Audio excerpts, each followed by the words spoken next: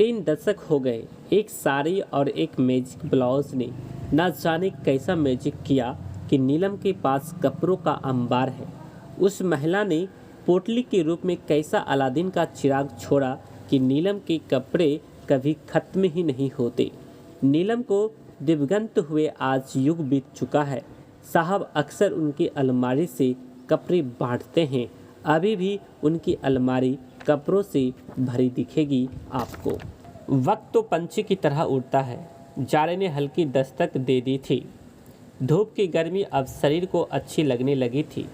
एक दिन हल्की धूप में नीलम हातिमी कुर्सी पर बैठी स्वेटर बुन रही थी। सामने टूटी बांह का एक बेंच रखा हुआ था। ऊन का गोला उसी बेंच पर था। तभी सामने का गेट खोलकर एक महिला अंदर आई। नीलम ने समझा कोई वृद्धावस्था पेंशन पाने वाली महिला है। छरहरा बदन, गौर वर्ण साड़ी हल्की उजली और साफ सुथरी। साहब दोपहर के बाद आएंगे, तभी आप आइएगा, नीलम ने कहा। मैया, हम बगल के गांव में रहते हैं, ऐसे ही मिलने चले आए। मेरी उम्र कहाँ है जो पेंशन लूँगी। शायद वो महिला इनके मनोभाव को भांप गई थी। नीलम ने बेंच की ओर इशारा करते हुए कहा, बैठिए। नीलम ने देखा महिला के ब्लाउज फटे हुए थे, जिसे वह आंचल से ढके हुए थी। सारे भी जहाँ तहाँ विदीर्ण, पाँव खाली थे, लेकिन सब कुछ साफ सुथरा। चेहरे पर एक मोहक मुस्कान। नीलम ने कहा, अब तो जाड़ा आ रहा है, आपको दिक्कत होगी।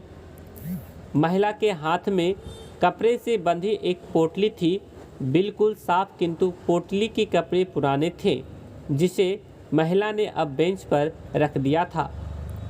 आगंतुक की ओर से कोई उत्तर नहीं आया। इतना कहा, बेटा ऐसे ही चलता है। बीती रात को बड़ी लगन से ऊन का एक ब्लाउज नीलम ने अपने लिए तैयार किया था। हैनानंद को रात में ही दिखाया था और कहा था, इसे मैजिक ब्लाउज कहते हैं। यह सभी साइज के लोगों को हो जाता है। नीलम ने महिला से कहा, आप बैठिए, मैं तुरंत आती हूँ। सुबह नाश्ते में बना हलवा अभी भी शेष था। एक तस्तरी में हलवा निकाल कर चम्मच के साथ ले कर आई और कहा, लीजिए, खाइए। महिला ने चम्मच निकालकर बेंच पर रख दिया। उंगलियों से हलवे की एक एक कर गोली बनाकर सामने ही खाना शुरू किया, लेकिन गोली को सीधे मुंह में फेंककर। तभी घरेलू नौकर पानी लेकर आया, पर उन्होंने ना में सर हिलाया। फिर नीलम बोली, मैं तुरंत आती हूँ। एक नई साड़ी और रात में तैयार किया हुआ वही मैजिक ब्लाउज लेकर आई और बोली, आप कमरे में जाकर इसे पहन ले। महिला ने कपड़े उठाए और प्रखंड कार्यालय की चहल पहल के बीच बेंच से उठकर सामने आवास के बरामदे में ही भीतर की दीवार की तरफ मुंह करके खड़े खड़े ही कपड़े बदल भी लिए और मैजिक ब्लाउज पहन भी लिया।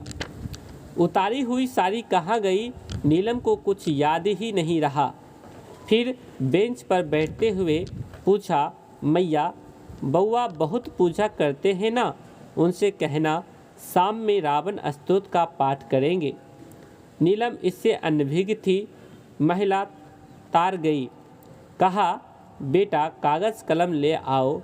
महिला ने पेंसिल से कुछ ही देर में पूरा शिव तांडव स्तोत्र लिख दिया। बोली, मौका मिले तो तुम भी शाम में पढ़ना। नीलम समझ गई महिला पढ़ी लिखी है, पर बोली कुछ नहीं। महिला ने कहा, महादेव को अपना बनाने के लिए पढ़ने की कोई ज़रूरत नहीं। एक कहानी सुनाई। द्रौपदी ने कबर भर पानी में नंगे खड़े साधु को अपना आंचल फाड़ कर दिया था और संकट की घड़ी में द्रौपदी की सारी अनंत हो गई। बेटा, तुम्हें भी कपड़ों की कमी नहीं रहेगी। यह कहते हुए महिला खड़ी हो गई।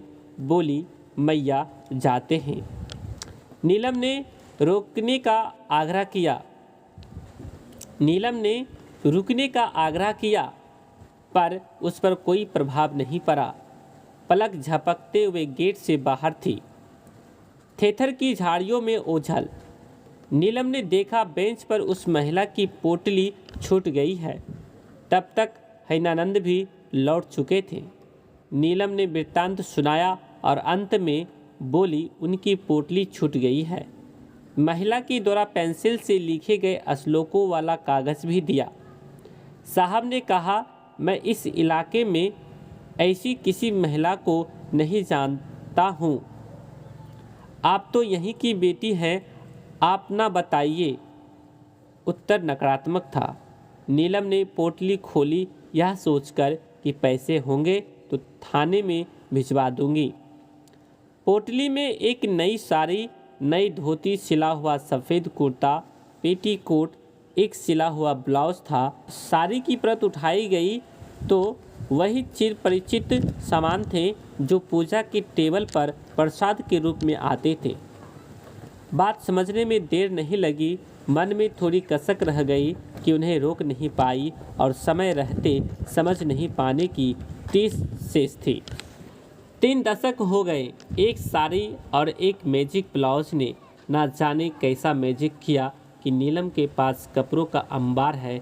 उसी महिला ने पोटली के रूप में कैसा अलादीन का चिराग छोड़ा कि नीलम के कपड़े कभी खत्म नहीं होते।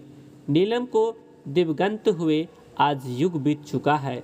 साहब अक्सर उनकी अलमारी से कपड़े बांटते हैं।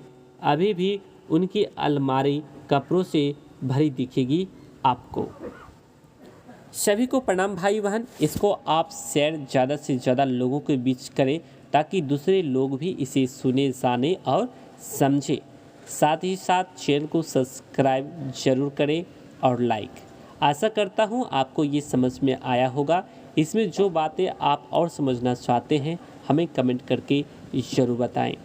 प्रस्तुत कहानी पुस्तक अनमिल आखर से लिया गया है। इनके लेखिका अनुनीता दीदी हैं। इस कहानी को पूरा जानने के लिए इस पुस्तक को ऑनलाइन ऑर्डर करके मंगवा सकते हैं। डिस्क्रिप्शन में लिंक है, चेकआउट कर लीजिएगा। आप सबों को मेरा प्रणाम।